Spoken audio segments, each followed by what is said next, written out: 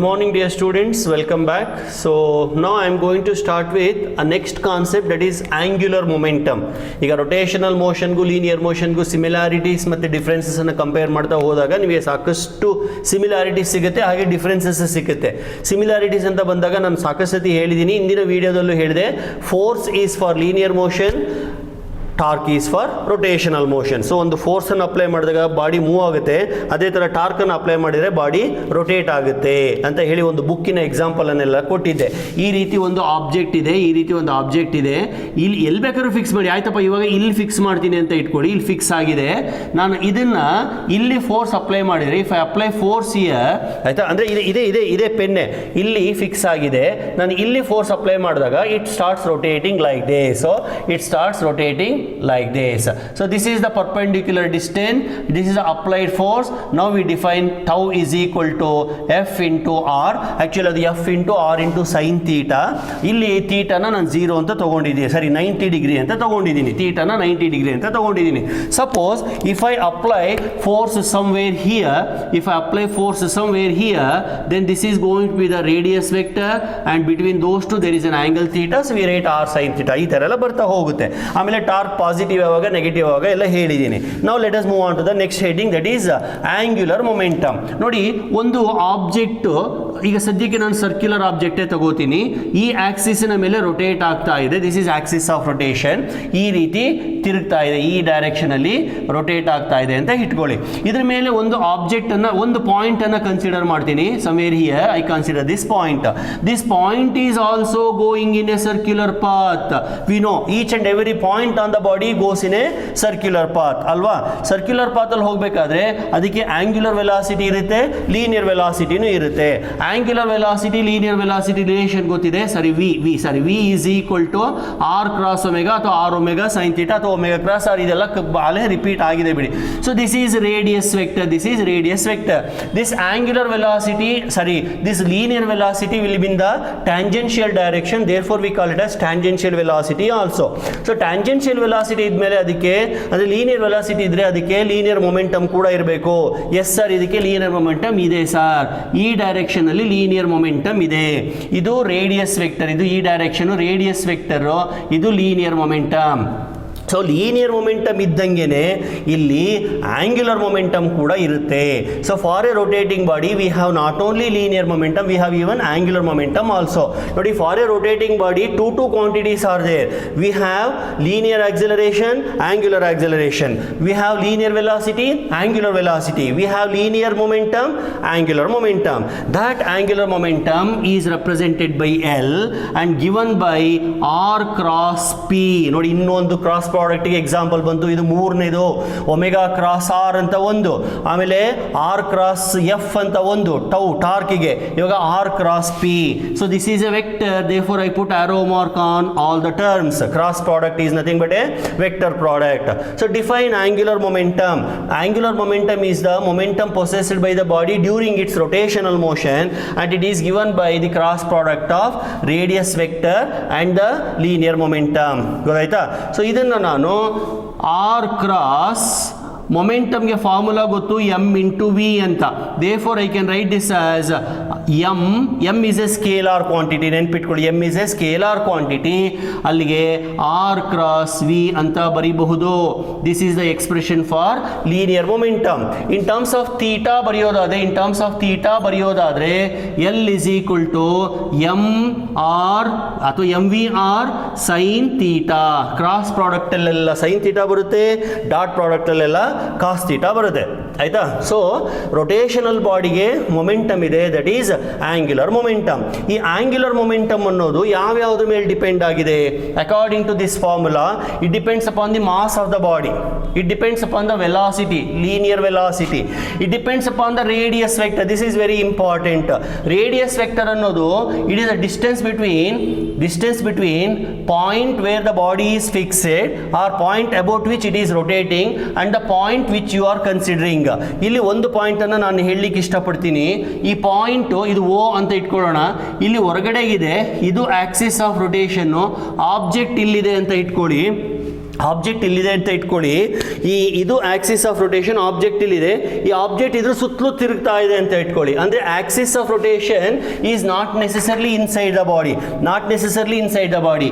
In that case we have to consider this distance. Suppose if this is a particle, if this is the particle, then this distance we have to consider, that has to be taken as r, and if this particle is having momentum p, then r cross p. ಅರ್ಥ ಆಯ್ತಾ? ಅಂದರೆ ಈ ಏನು r ಬರಿತೀವಲ್ಲ, it is not the center of the body. Please remember, this is not the center of the body. It is the distance between fixed axis and the particle ಅಥವಾ body.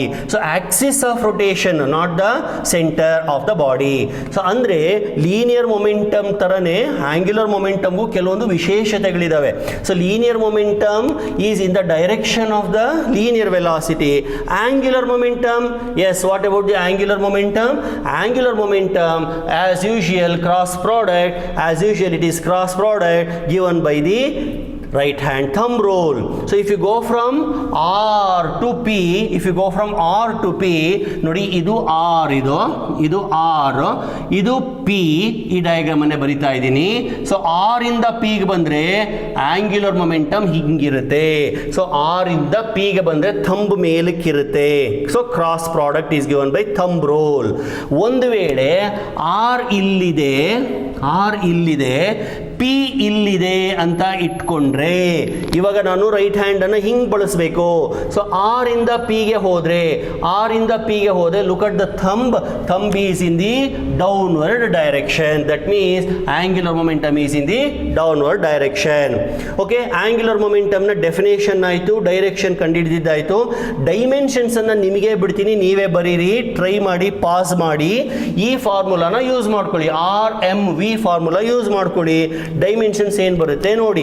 m ಅಂದ್ರೆ mass m1 ಇರಲೇಬೇಕು, v ಅಂದ್ರೆ L1t-1 ಇರಲೇಬೇಕು, r ಅಂದ್ರೆ distance L1 ಇರಲೇಬೇಕು. ಅಲ್ಲಿ ಅದು m1 L2 t-2 ಆಗುತ್ತೆ. This is the dimension of angular momentum. I hope you got it. So angular momentum is the momentum possessed by the body when it is rotating and it is given by the cross product of position vector and ಅಥವಾ radius vector and the linear momentum. So ಓಕೆನಾ? ಈಗ ಬರೀ sir ಒಂದೇ ಒಂದು particle ತಗೊಂಡ್ರಲ್ಲ sir, ಬೇರೆ ಬೇರೆ particles ಅನ್ನ ತಗೊಂಡ್ರೆ ಅದಕ್ಕೆ ಆಂಗ್ಯುಲರ್ ಮೊಮೆಂಟಮ್ ಇರುತ್ತಾ ಸರ್? ಎಸ್ ಇರುತ್ತೆ, ಎಲ್ಲದಕ್ಕೂ ಇರುತ್ತೆ. ಅವನ್ನೆಲ್ಲ ನಾವು ಆಡ್ ಮಾಡಬೇಕು, ಅವಾಗ ಟೋಟಲ್ ಆಂಗ್ಯುಲರ್ ಮೊಮೆಂಟಮ್ ಬರುತ್ತೆ.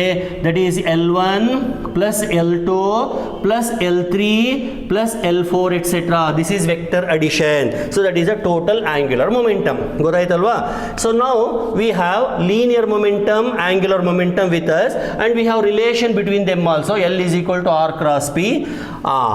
ಈಗ ನೋಡಿ, ಲೀನಿಯರ್ ಮೋಷನ್ನಲ್ಲಿ ಫೋರ್ಸ್ ಮತ್ತು ಮೊಮೆಂಟಮ್ಗೆ ಒಂದು ರಿಲೇಷನ್ ಬರೀತಾ ಇದ್ವಿ. ಅದನ್ನೇ ನ್ಯೂಟನ್ಸ್ ಸೆಕೆಂಡ್ ಲಾ ಅಂತ ಕರೆಯೋದು. ಏನು ಹೇಳುತ್ತೆ Newton second law? Rate of change of linear momentum is equal to net force applied on the body. This is nothing but Newton's second law. Our net force applied in the body causes the rate of change of momentum. ಇದನ್ನ ಉಪಯೋಗಿಸ್ಕೊಂಡೇ ನಾವು F is equal to ma formula derive ಮಾಡೋದು. ಇದು linear ಮೋಷನ್ಗೆ. ಹಾಗಾದ್ರೆ rotational ಮೋಷನ್ಗೂ ಇದೇ formula apply ಆಗುತ್ತಾ sir?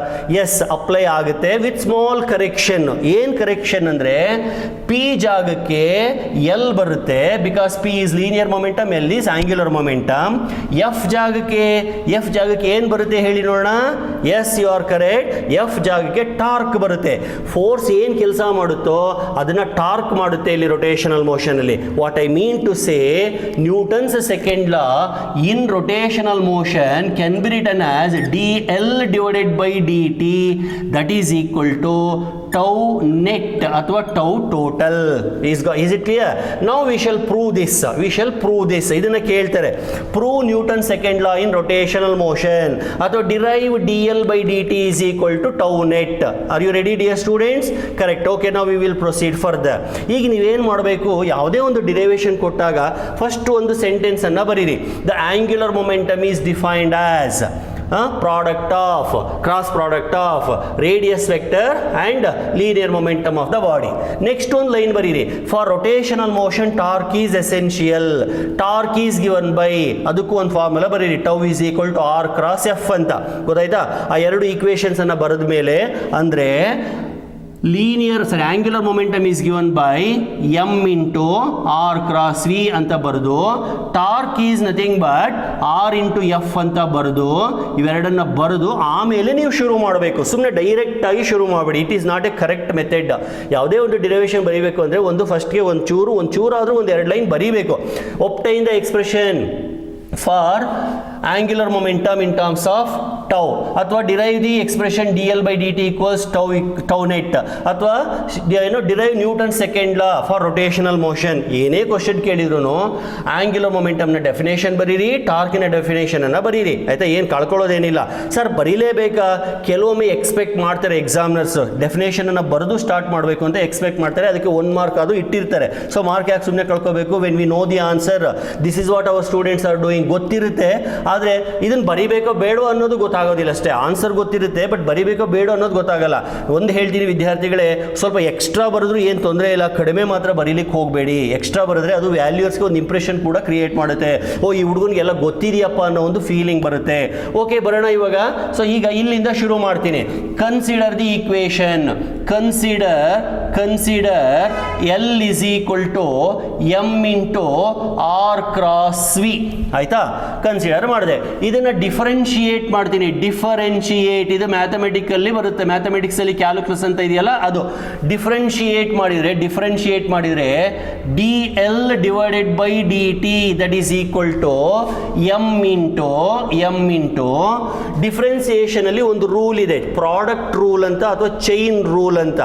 Chain rule ಅಥವಾ product rule ಏನು ಹೇಳುತ್ತಪ್ಪ ಅಂದ್ರೆ, suppose if there are 2 quantities u into v, if you differentiate this u into v, differentiation of u into v, that is d by dt of u into v is equal to u, first one ಹಂಗೆ ಬರ್ಕೋಬೇಕು, into dv by dt plus second one ಹಂಗೆ ಬರ್ಕೋಬೇಕು, v into du by dt. ಇದನ್ನ chain rule ಅಥವಾ product rule ಅಂತ ಕರೀತಾರೆ. So ಈ rule ಅನ್ನ ನಾನೀಗ apply ಮಾಡ್ತೀನಿ. u ಅಂದ್ರೆ r ಇದ್ದಂಗೆ cross dv divided by dt, ಆಯ್ತಾ? ಪ್ಲಸ್ ಏನು ಮಾಡ್ತೀನಿ next?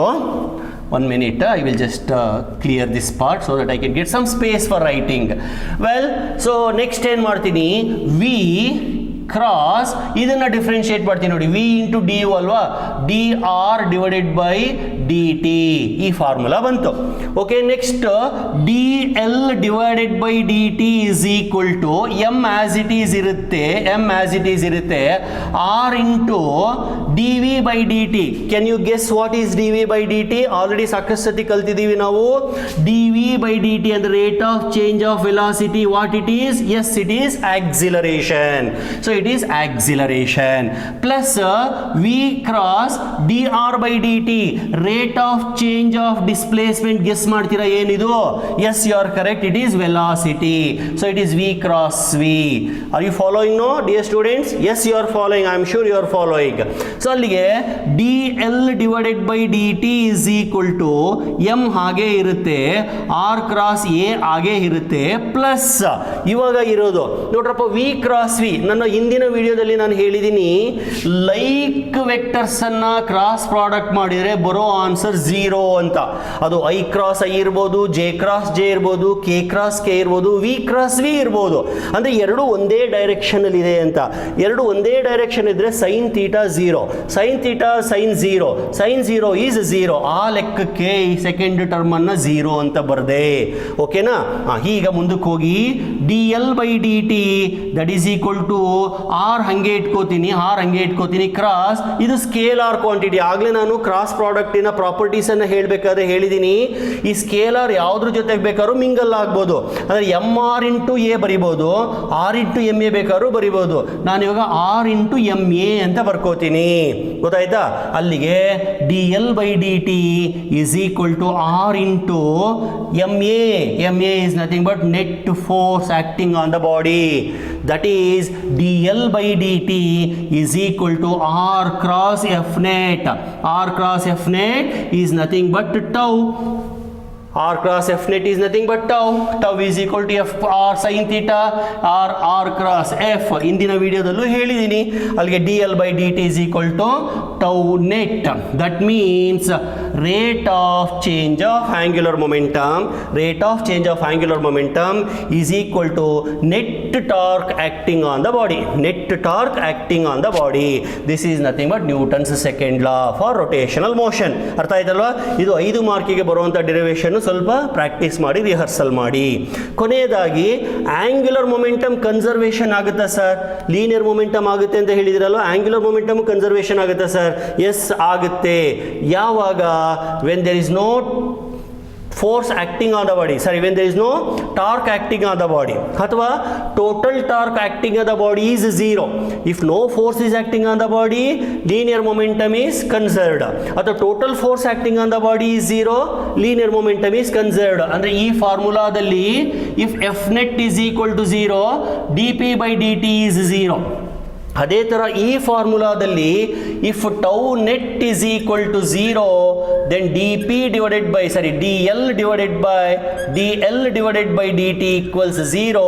That means angular momentum is constant. This is known as conservation of angular momentum. So derive Newton's second law and hence discuss conservation of angular momentum. Angular momentum conservation ಆಗಬೇಕಂದ್ರೆ condition ಏನು? Net torque should be 0.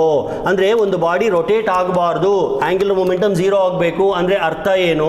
ಅದ್ರ ಮೇಲೆ act ಮಾಡುವಂಥ net torque 0 ಇರಬೇಕು. ಈಗ ನೋಡಿ, for example ಅದೇ ಪಾರ್ಕಿನ ಎಕ್ಸಾಂಪಲ್ಗೆ ಬರೋಣ.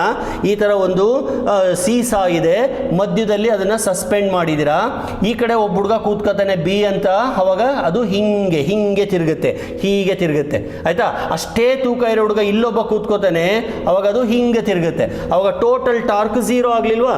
ಟೋಟಲ್ ಟಾರ್ಕ್ 0 ಆದಾಗ this seesaw neither rotates like this nor rotates like this, so total angular momentum is constant. There is no change in the angular momentum. When there is no change in the angular momentum, dl by dt is equal to 0. ಇಷ್ಟು angular momentum ಇನ ಬಗ್ಗೆ, ಅದರ equation ಇನ ಬಗ್ಗೆ ಮತ್ತೆ conservation ಇನ ಬಗ್ಗೆ. So ಈ ವಿಡಿಯೋನ ಸ್ವಲ್ಪ ರಿವೈಸ್ ಮಾಡಿ ನೋಡಿ, ಯಾಕಂದ್ರೆ ಇದು ತುಂಬ ಇಂಪಾರ್ಟೆಂಟ್ ಡೆರಿವೇಷನ್. ಇನ್ನು ಸಾಕಷ್ಟು ಹೇಳೋದಿದೆ, ಶೇರ್ ಮಾಡ್ಕೊಳ್ಳೋದಿದೆ, ನಾನು ಮಾಡ್ತಾ ಹೋಗ್ತೀನಿ. ಇಷ್ಟರಲ್ಲೇ ನಾನು ಇನ್ನೊಂದು ಬುಕ್ ಇದೆಯಲ್ಲ, ಸೆಕೆಂಡ್ ಬುಕ್ ಇದೆಯಲ್ಲ, elasticity, properties of materials, mechanical properties of materials, thermodynamics, waves and oscillations, ಇದನ್ನೆಲ್ಲ ನಾನು ನಿಮ್ಮ ಜೊತೆ ಡಿಸ್ಕಸ್ ಮಾಡ್ತಾ ಹೋಗ್ತೀನಿ.